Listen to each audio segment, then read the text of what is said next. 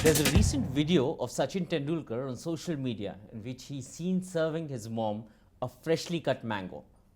That video tells us so many things. It talks about a loving son, talks about an affectionate family man, talks about, of course, the greatest sports person this country has seen, and it also tells us one more thing. It talks about how simple this man is apropos of what his career has been like. Welcome, Sachin. Thank you so much. Today, as the master is on the brink of turning 50, I'm going to talk about those little things and how he goes about doing them with simplicity day in and day out. Welcome to Network 18. Given your conversion rate, I'm wondering it's only a matter of time before you get to 100. I hope there is DRS. On a lighter side. So, what has been going on? What I'm sure there are thoughts going on in your mind as 50 approaches. And what is it like? I still don't feel like I'm 50, honestly speaking. I'd much rather put it differently. 25-year-old with 25 years of experience sounds better. It's been a wonderful journey. I have no complaints, no regrets. 24 years that I got a chance to play for a country has been a huge honor and a dream come true. That is all I wanted in life. I did not want to be anything else. From the age of 10, I started chasing my dream, and to be able to do that for 24 years, couldn't have asked for more. But what is celebration like at 50? What will Sachin Tendulkar be doing for celebration? A quiet family meal, probably sneak out with Anjali, or It's going to be a bit of surprise for me also. Forget about you, but me also. It's supposed to be a surprise. No, I mean there are not going to be big celebrations. I'm not a person of big parties and big celebrations and all that. I don't remember going over the top celebrating my birthdays. Call close friends and all that. That is fine, but not going over the top. So I'm sure this time also there'll be something planned, but not at a mega scale, just close friends. Right. Let's talk about life post-retirement. The last 10 years. What have these last 10 years been like? From the outside, the way we've been tracking you, a few things obviously stand out. Your love for golf, which seems to be growing by the day, yes. And your penchant for driving seems to be the same. You love your cars, which we obviously get to follow on social media. Yes. And then the amount of time that you've been spending in the kitchen these days. The other day I saw you make mango kulfi and your eye for detail. And then the last thing is the kind of traveling that you're doing, exploring new places. We are getting to see different things. So what's happening? Talk about these 10 years. No, 10 years I've done whatever I felt like, to be honest, because before that when I was playing for India, then whatever the schedule was finalized, I had to work everything around that schedule. Now I have the comfort of planning my schedule. So I do that, and then the priority is obviously the family and friends. So important family occasions, those moments I don't want to miss, because there were occasions earlier when my children's birthdays, Sarah's birthday or Arjun's birthday, I wasn't there, and there's not much I could do, so I wanted to be there, but I was in some part of the world playing for India. So I was just hoping that when they grow up, they'll understand that I was out and missed their birthday for a reason. So number of special occasions like that. But now things are different. I'm getting more personal time, family time, and other things. Various commitments keep happening around that, and something which I've always felt that I should be doing at a larger scale is, like I said, second innings of my life. I would like to bat for India. I want to continue doing that and score even more runs, by helping less privileged ones across the country. And there is so much need. So we were doing that earlier as well, but what we have done, post retirement, is we've kind of structurized that and identified certain areas, certain verticals where we would want to focus more. And the areas, three verticals are the health, education, and sports for children. So my foundation, Sachin Tendulkar Foundation, of course my name is there, but the captain of the ship is Anjali. Being a pediatrician, it helps because she thinks differently. She is extremely committed and extremely driven by this, because we all believe we have a solid team, and we all believe that we are in a position to impact lives, though we keep pushing each other as much as we possibly can, and that is how we are going to produce results. So feeling happy about whatever has happened is good, but we are not satisfied, and that is how it was on a cricket field. We would want to continue that in the second innings of my life as well. I still remember in your retirement speech you just spoke about the greatest partnership of your life, and I'm sure this is bound to kind of give the best results. Which reminds me, after retiring from the game, how long did it actually take you to kind of realize that, listen, I mean, I don't have to wake up and go to the nets. I mean, life has changed. Maybe it didn't happen the very next morning, right? So how long before you actually got used to the fact that you could slow down a bit? See, my retirement was gradual. So it wasn't that, I suddenly retired and from tomorrow morning, oh, what do I do? Where do I go? It was never a situation like that. I first retired from ODIs, then I retired from IPL, and then I retired from Test cricket.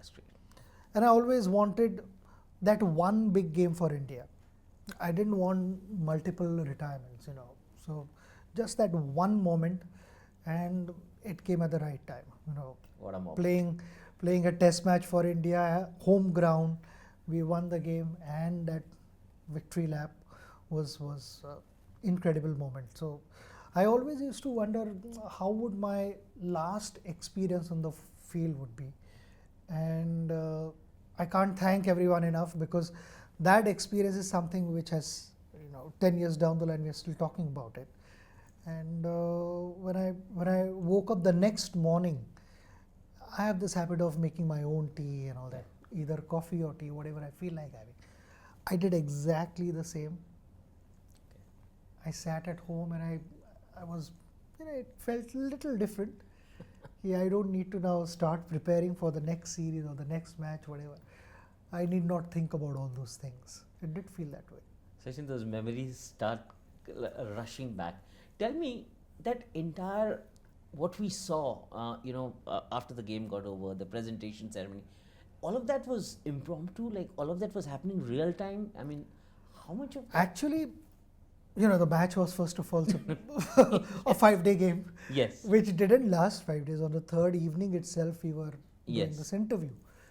And I still remember post-match presentation. I was down there along with my teammates, and thinking that this is the last time I'm standing with the team. It's never going to happen again in my life. I'm never going to walk on the field as an active Indian cricketer. And I was in the dressing room. I said, if we have a press conference on the 6th morning, so 5-day test match, then we finish this function, and we had organized a press conference on 6th morning. So I said, 6th day, by then, 2 days would have passed. Right now, people would want to know my views and all that. And I should speak. So when the Star TV guy came to me, he said, the program is, the losing captain would be called, there would be man of the series, man of the match and all that, then they will call you, and then the winning captain, and then you guys, once the winning captain's interview is done, then you guys do a group photograph with the trophy. I said, what is my role in this? He said, you will be called. Ravi was going to interview me. He said, Ravi is going to ask you 3 questions. So I made a request there. I said, is it possible that I speak for some time rather than answering 2-3 questions? And I said, the field is yours. You can go and speak for as long as you want. I said, this time I'm not going to speak for 3-4 minutes. It may be a little longer than that, Though I mean, until then I you had ended up not, speaking for 20 minutes apparently. and until that you were not prepared for anything that you were going to. No, I more or less knew what I was going to say. Yeah. You know, that's why I'd written down the names because I didn't want to forget anyone. So I'd written down the names, and each person I kind of knew what I was going to say. But number of things happened there, and then I saw Saurav, Rahul, and Lakshman on the this screen. mega screen, and I spoke to them also through that. So those kind of things kept happening, but it wasn't planned. Everything was unplanned, and you know, it's just a message from up above that, you know, do it now, and I did that.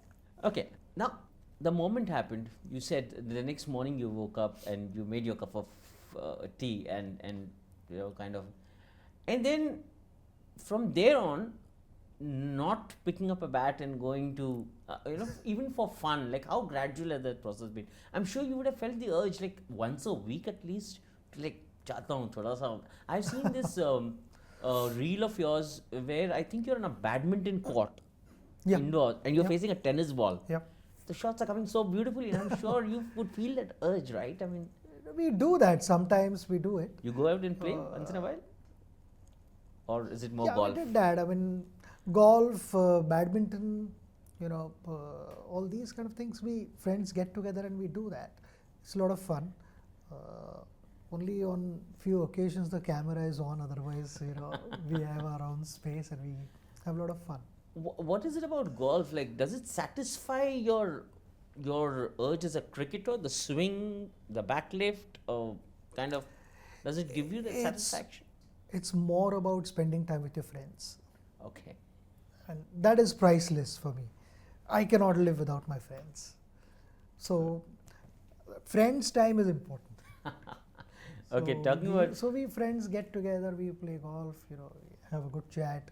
right. All that family time is of course there, but I need friends to be around me as well.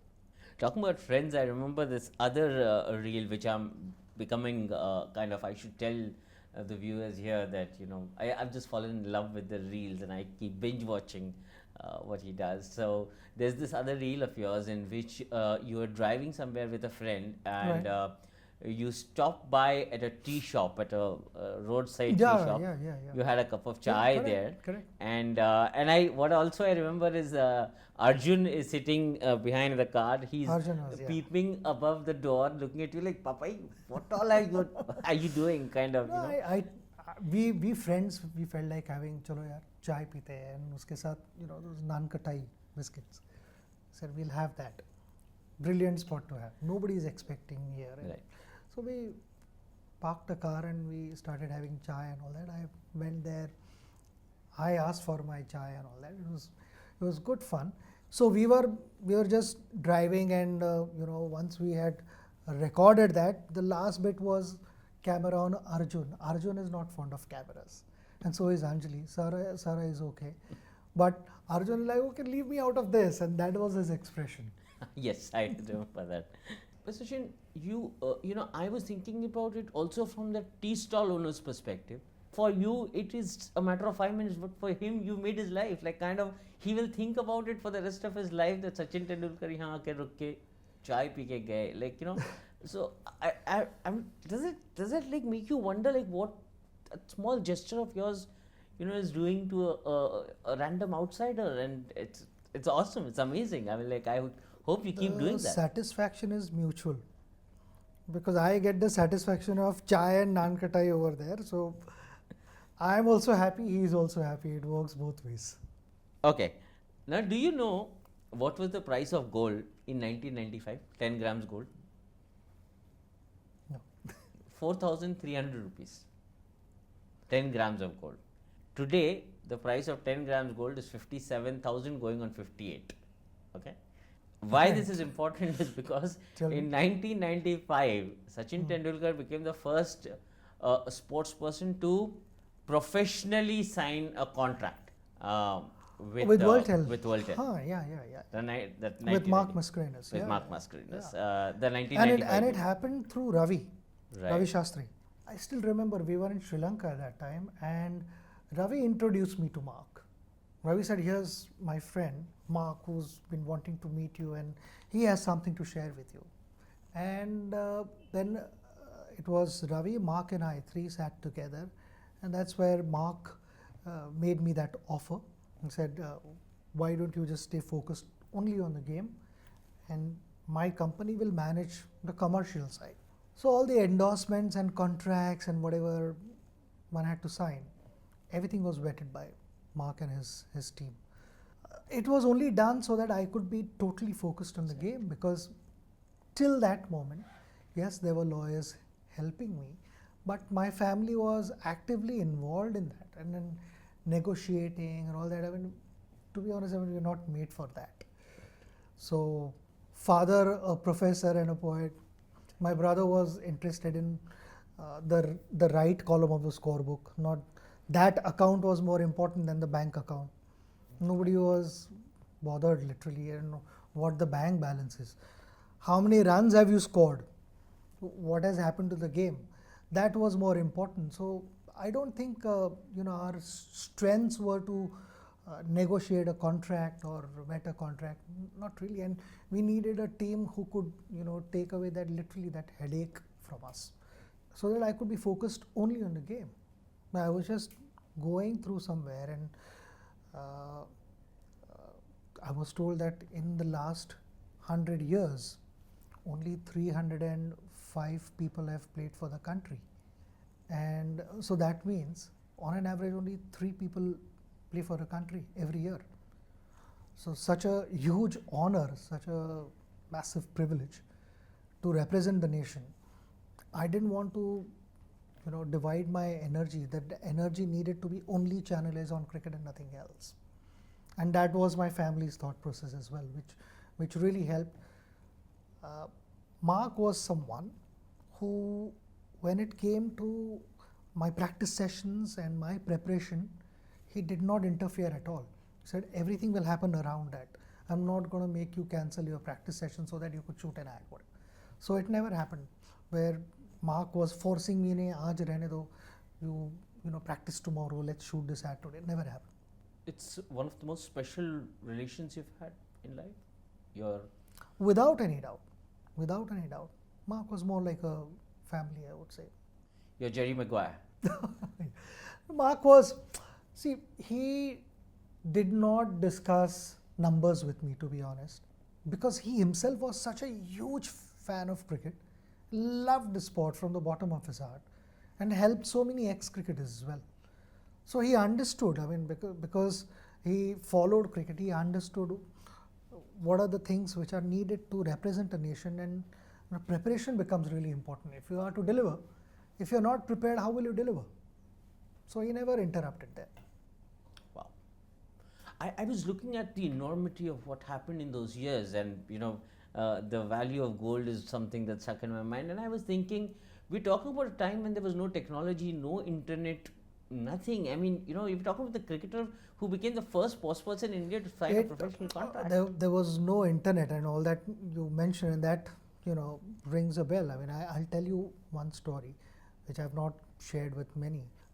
In the first half of my career, I used to come back home from long tours with multiple video cassettes. And both me and my brother Ajit, we would sit together and go through each and every ball played on that tour. And then the areas where I did well were also marked, and the areas where I needed to make certain changes, those things were discussed. And that's why, I would kind of remember what has happened, because I have watched that multiple times. Though it has in reality happened only once there in the middle, but off the field we've sat together and watched that 50, 60 times. And those were the days. And that's why when you spoke about internet, YouTube and all that, nothing was there. Video cassettes were there. Wow. Okay, these days, I was in fact telling a few colleagues as I was preparing for this interview, and we were discussing in office how these days we get press releases of brand endorsements and today's modern day, kind of celebrities, and then I keep going back to that maybe a simple soft drink commercial that you must have done in the 90s. the charm of those videos and that young Sachin that's stuck in the minds of not people who identified with you as a batter or as a cricketer on the field. And this I can tell you from personal experience, like, women in the house, children in the house, grandparents in the house, and how the simplicity of it all is has been spellbinding. Which in fact brings me to another incident, and this is something I want to understand from you, what you think about it. The Sachin Tendulkar growth story is so synonymous in many ways with the India growth story, and I'll tell you why I'm saying this. I'm sure people have spoken about this earlier also, but I'll just give you an example here. Sunil Gavaskar, when we were consuming Sunil Gavaskar, the batter, there was black and white TV at home, grainy television screen, right? We could never see his face under the floppy hat, and he wore that skull cap. We could never see his face. I remember as a kid going close to the television, sticking my nose up to the screen to try and see his face, and But your arrival was timed with the advent of cable television. Color television came into living rooms in India, right? And we could see Sachin's face from under the white hat. We didn't have to wait for a picture of Sachin Tendulkar in the magazine to see Sachin. We could see him out there on the field. You obviously kind of, you were just getting into the scheme of things at that time. What was going on in your mind? Every single passing year has been synonymous with the India growth story. You make your debut, I remember 1990, the government changes, 91, economic liberation, 92, cable TV comes in, your century happens. I mean, it's all, when you look back. Little tough for me to step aside and say that, oh, this is what happened and all that. But, from my own experience, cricketing experience purely, I can tell you that the number of changes happened. And from the mid-90s, things change dramatically. In fact, when the 1996 World Cup was played in India, I could immediately notice there was a significant change as far as the standard of the stadiums was concerned, the playing surfaces was concerned. Grounds were in much better shape. And from there on, things started changing. What I noticed in cricket, of course, the nation changed dramatically. But from a cricketer's point of view, young cricketer's point of view, I thought the infrastructure in our country started changing. And with the World Cup having played in India, that I thought that, eagerness, those aspirations and youngsters wanting to chase their dreams was suddenly, it took off, the whole thing. And I felt, the next generation that we saw from 2000 to 2003 onwards, because they had played on better grounds, their style of fielding was also different. Though before that there were few natural fielders, but the rest, while diving or sliding, and I would like to include myself in the rest, because diving and sliding did not come naturally to me. I mean, I've practiced on grounds where, if you slide or you dive, you kind of bandaging your elbow or the side of your thigh for a week, Right. and can't afford to do that. So, one tried to stop the ball with the foot, and if it happened on those grounds, it happened. If not, then you have to go out and score 4 extra runs. That was the thought process. But those kind of changes happened, and then we started finding, fielders who were at a different level. I must say that everything started changing, and credit to BCCI for that. And then the birth of that change took place in 1996 is what I would say. One more important point as we speak I'd like to make is we also started seeing players from smaller parts of India, not the major 4-5 centers, and then there's some world-class players, I mean, who came from the other parts of India as well, and rightly so. But that happened because the infrastructure was there. Right. And by then, cricket also had begun to promise the aspect of a career. I mean, I remember Zahir's story. This young engineering student Yeah. coming from Shrirampur. Yeah, small town. exactly. At that time, it used to like, ये लड़का कहाँ से वो Ahmednagar, there's a small town near Ahmednagar from where this boy comes, you know, and then an engineer in the making takes that leap of faith Correct. in life. And all of this was a result of the late 90s, that the boom that you're talking about. Absolutely, because you, somewhere it has to start, and then you can, I mean, that initial push is really important, and then once you've set the ball rolling, then once in a while a gentle nudge is okay, and the ball starts rolling, ball continues to roll. But that initial push when the ball is not rolling is when the maximum effort is required, and that effort was in 1996 is what I feel. Right. So post turn of the century, during that time is when Sachin goes on from Sachin to Sachin Paji.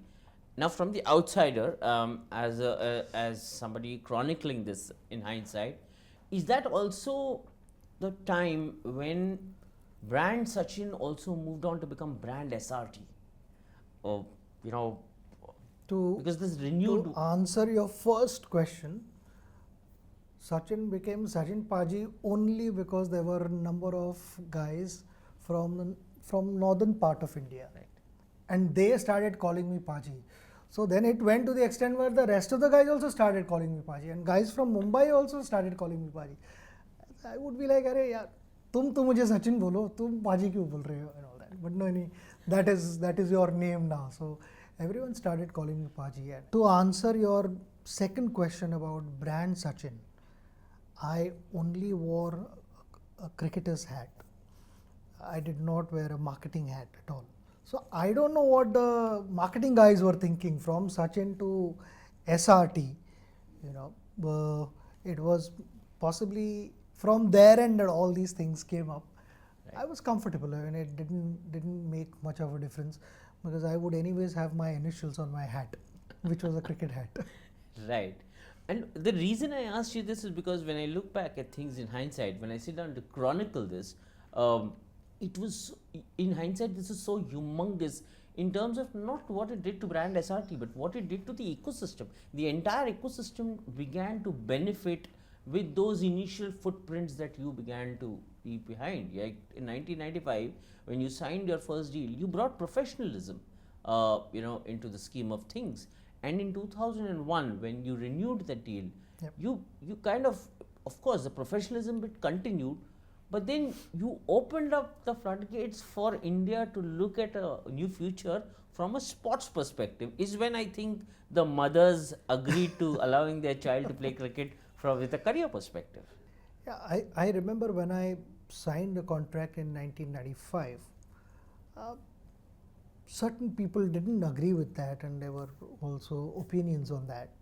Now I'm chasing money. In fact, it was the other way around. I wanted to be totally focused on cricket and nothing else. And that was a big moment in my life because it allowed me to only focus on cricket. With all said and done, one may want to be focused on cricket, but if you've got pending things, you are bound to take some interest in those things and make sure that everything is aligned properly. I didn't have to do all those things. Before that, it was my brother who looked after everything, and my father would also at times get involved. But after that, little bit here and there, family involvement was there. When I got married, then Anjali also became part of it. Her father would also sometimes take interest and help us out. So it was a big team working on it. But we knew that the major job was being handled by Mark and his team. Moving on from 2001, couple of years later, to 2005 to be specific, I have this photographic memory which I can kind of remember it like it happened yesterday. Is there was a Duleep Trophy match between West Zone and South Zone in Hyderabad, Correct. in Uppal, the new Correct. stadium, Correct. which was still just coming up. The Yes. work was still going on. Yes. Now, it was a big match in terms of who all played it. There was Anil Kumble, Anil was VVS there, Lakshman, Rahul Dravid. Balaji, all Exactly. Rahul, Zahir, all of them proper. played.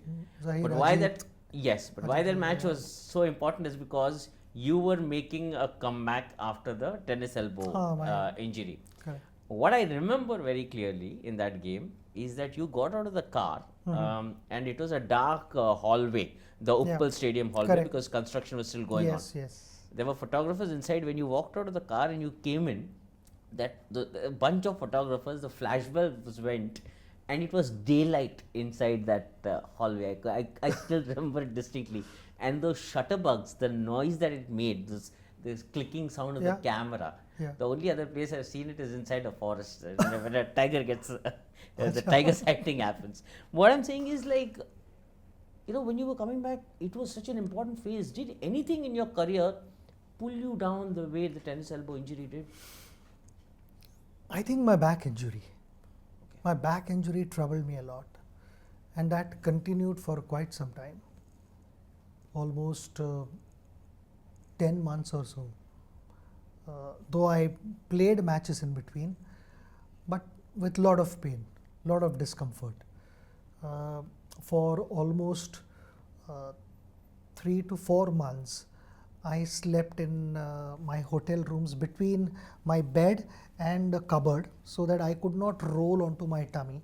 I had to rest my back completely, get my handbag and put couple of pillows inside my handbag and put those pillows under my knee so that the back would rest.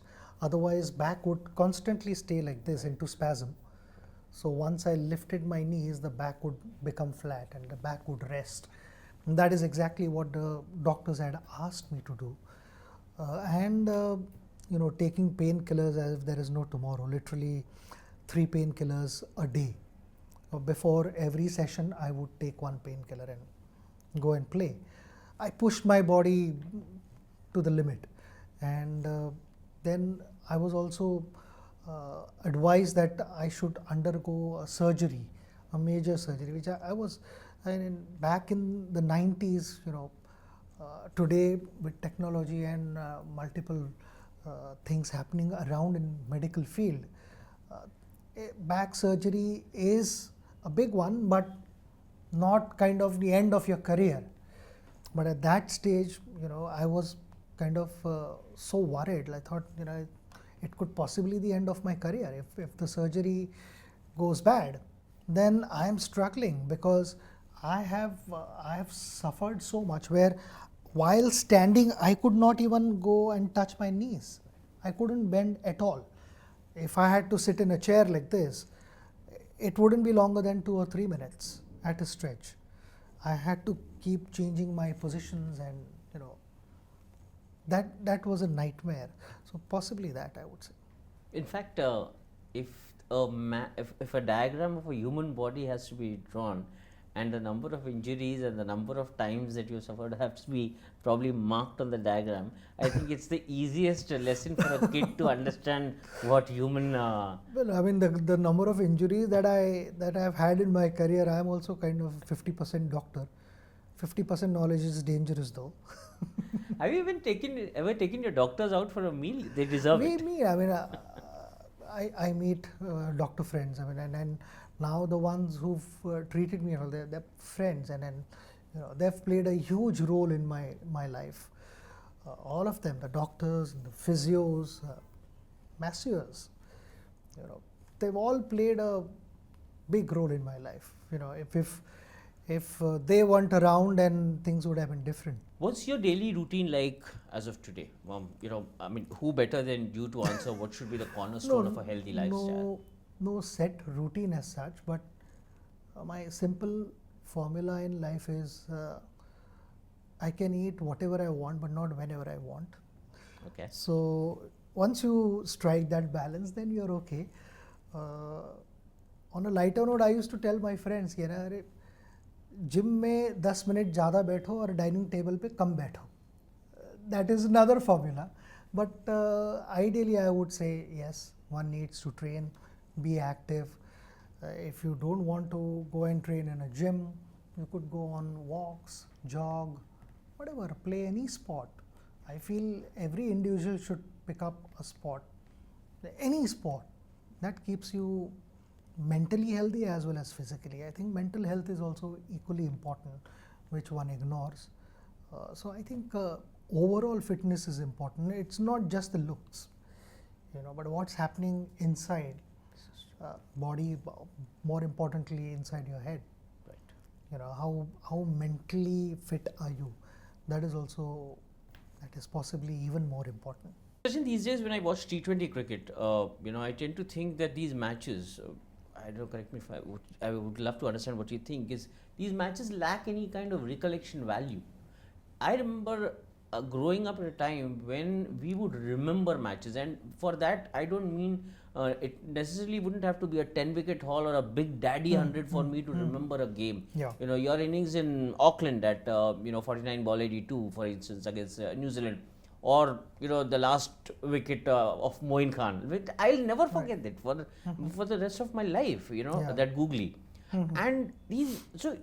Do you think in T20 cricket the recollection value of a game is not the same as it used to be in cricket? And I'm wondering if this generation continues 20 years later, what next? I mean, what is T20 format is full of action. Every if not every ball, then every over for sure, people are expecting something to happen, something big to happen. Either a big shot or that reverse sweep or whatever over keeper's head, something the batters are going to try. Very, very rarely do we see that 2-3 overs are quiet overs. People are used to that action. So out of those multiple actions, whatever, how does one remember everything? Only the mega moments are going to be remembered. Just the other day, Rinku Singh hit 5 sixes in a row. That's going to be remembered. Because I still remember Carlos Brathwaite hitting 4 sixes in the last over. So those kind of things will always be remembered. Right. So I feel today's generation is such that we like to move quickly. I mean, a little bit impatient, if I may use that word. Right. We want quick results, and that is how it is, and that is how possibly the format is. It's a very fast moving format, and there only those mega moments are going to be remembered. Talking about today's generation and formats, the first thing that comes to mind is how complicated is the sport becoming? Rules and rules, like across formats. I mean, it's only becoming complicated because we continue to change rules.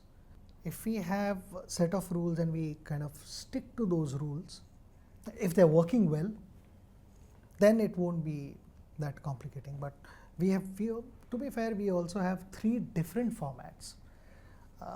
There are not many sports where you have different formats. I can't think of anything else. Very, very few, if at all. Tennis, you continue to play with the same set of rules, be it men or women. I mean, just the number of sets are reduced. Right. But the kind of rules that they play with, they're exactly the same set of rules.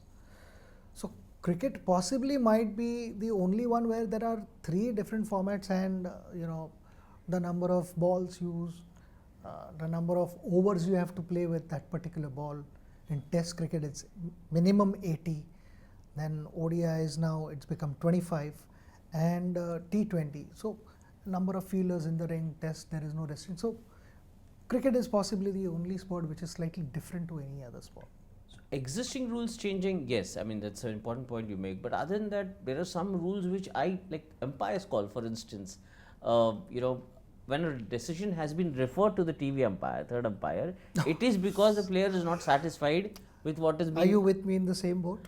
I'm asking. Well, I mean, I fail to understand honestly what they are thinking, honestly, because I feel if a ball is hitting any part of the stump, it's out. And that is for both teams, right? It's not that for team A you are using technology and for team B you are leaving it to the main umpire.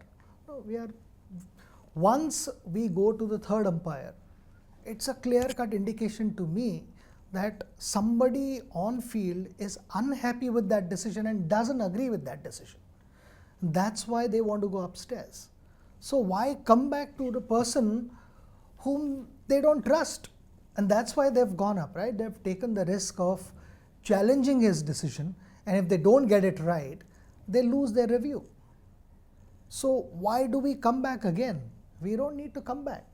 Forget about the on-field umpire. With no disrespect. I know before all this happened, number of games where umpires made mistakes and it cost us a game. So we are worried about technology not being foolproof. If the technology is not foolproof, then you don't have it. And if you want to use it, then trust. We have to trust technology then. Right now what is happening, in the same cup, thoda chai dal do and thoda coffee bhi dal do. It's not that. For me, it doesn't work. For example, 50% of the ball touching the stumps. How do you measure 50% of the ball? Like it could be 49% will not work. I really don't understand. I mean, I find that really strange. The reason why T20 came into focus was because a viewer was not able to dedicate 7.5 hours for a one-day game anymore. Yep. That consumption time had to be brought down, and that's why one thought that a T20 could suffice because it was a 3-hour game. Now this very T20 stretching into 4.5 hours, is that justice enough to what was the model that was designed? See, the actual playing time for both teams put together is around 3 hours or so, and if a side is not keeping up with the timing and they're lacking behind, then that is where the penalty comes into play, and the penalty is there. To have one extra fielder in the ring is very, very harsh, and that is how a penalty should be. It cannot be a soft one. I mean, you have to pay a price for that. Right. Sachin, hasn't there been a relative decline in batters who could bowl? From your time, I mean, you, Viru, Dada, Yuvi, there were so many who could just roll their arm over and it was so effective. Maybe the sidearms are a common sight now. But are they finishing this concept of batters who could bowl? I mean, by the way, I don't see batters bowling in the nets also these days. That's another. I really cannot answer for the current team. I don't know what's happening and the injury status or whatever that may be. But as far as the earlier generation was concerned, our generation, the names that you took, we bowled. I mean, we enjoyed, and I had a lot of fun. I can speak for myself. And with great results. That was, it happened, whatever, and then the most important thing was I enjoyed bowling right from my school days. I didn't want to be a spectator there, watch others play. I had to be there in the middle of action, and then I enjoyed, playing those mind games with a batter. I enjoyed doing those things, and we would set fields and play a mini match. So those kind of things I enjoyed. I really don't know. I'm not in a position to answer why these guys are not bowling. I really don't know. To conclude this wonderful conversation, this is the year of the World Cup, so we cannot not talk about the format, which is the 50-over World Cup. There is World Cup happening every year. Oh yeah, there is a World Cup now every year. But again, a 50-over World Cup, which is happening this year. Yeah. There is something that, again, it's been on my mind, and the fact that it's a format that in general has been in discussion in terms of what is the future of the 50-over format.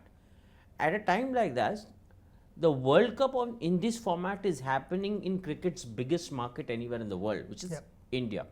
Maybe that's why I feel that the excitement is so huge and so much, But post this World Cup, do you think that there is a need to sit down and try and understand 50-over cricket once again from a wholesome all-round perspective and try and understand where this format needs to go into the future? And your I thoughts hope on, and your thoughts on the that World Cup happens. also. I hope that happens because to change the format, there are reasons for that, and then I had kind of thought of this long time ago, and I'd shared these ideas also earlier. I felt that a coin cannot decide the destiny of that game, because just because you've lost the toss, you cannot be bowling second when there are dewy conditions. Bowlers cannot grip the ball, and side batting second, unless they bat terribly, they will not lose. They have to just go and play normal cricket because the conditions are in their favor. Ball is not going to swing after maybe first 6-7 overs or 4-5 overs literally. Once the ball gets wet, it's not going to swing, neither will it turn. And with 5 fielders in the ring, there is hardly a bowler can do. And that I feel is a big imbalance between bat and a ball contest, because people come there to watch both. There should not be a day where there are 2 bowling machines at both ends and one side has to just outbat other batting side. So I feel there has to be fair balance between bat and the ball, and that's the only reason I was suggesting that a side bats first for 25 overs, then the other team comes and bats for 25 overs, and wherever they have stopped in the first half of the game at 25 overs, the second half of the game they start from there. They don't start fresh. If they've lost 3 wickets, those 3 batters are out of the game. The remaining batters will bat in the second half.